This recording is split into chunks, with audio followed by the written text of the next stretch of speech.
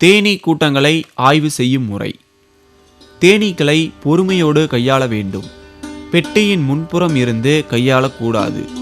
தேனீக்களை கையாளும் பொழுது தலைக்கவசம் அணிய வேண்டும். வாசனை திரவியம் போன்றவற்றை தவிர்க்க வேண்டும். மேல் மூடியை மெதுவாக அகற்றி தரையில் வைக்க வேண்டும். பின்னர் தேனறையை மெதுவாக விலக்கி மேல் மூடியின் மேல் வைத்துவிட்டு புழு அறையில் உள்ள சட்டங்களை கவனமாக எடுக்க வேண்டும்.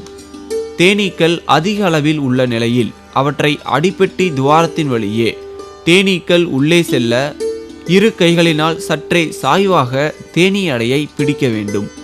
புழு அறைகளில் உள்ள முட்டை, புழு, கூண்டுப்புழு ஆகியவற்றை கவனத்துடன் பரிசோதனை செய்ய வேண்டும். முட்டைகள் தனித்தனியே காணப்பட வேண்டும். ஒரு அறையில் ஒரு முட்டைக்கு மேல் காணப்பட்டால் பெட்டியில் ராணி தேனீ இல்லை என்று தெரிந்து கொள்ள வேண்டும்.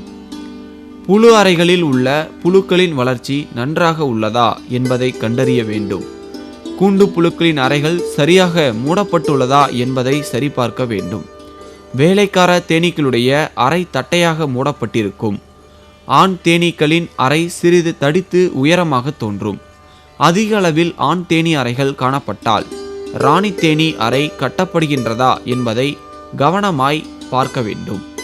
ஒரு கூட்டில் 1 முதல் 5 வரை ராணி தேனீ அறைகள் காணப்படும். இந்நிலையில் ராணி தேனீ வீரியமிக்கதாகவும் தேன் உற்பத்தி நல்ல நிலையிலும் இருக்கும் நிலையில் இதர ராணி தேனீ அழித்து விடலாம் அல்லது பிரித்து வைத்து தனி தேனீ குடும்ப பெருக்கத்திற்கும் பயன்படுத்தலாம். அடைகளில் நூலாம்படை போன்று காணப்பட்டால் அது மெழுகு அந்தி பூச்சியின் தாக்குதலாகும். தாக்கப்பட்ட அடைகளை உடனடியாக அப்புறப்படுத்தி அழுத்திவிட வேண்டும். கூண்டுப்புழு அறைகள் சரியாக மூடப்படாமல் அல்லது சிறிய துவாரங்கள் காணப்பட்டால் அது உன்னிப்பேன் தாக்குதலாகும். சட்டங்களுக்கு இடையில் தாறுமாறாக அடைகள் கட்டப்பட்டிருந்தால் அதை அகற்ற வேண்டும். தேனீக்களின் எதிரிகளான பல்லி, எறும்பு முதலியவை இல்லாதவாறு பார்த்து கொள்ள வேண்டும்.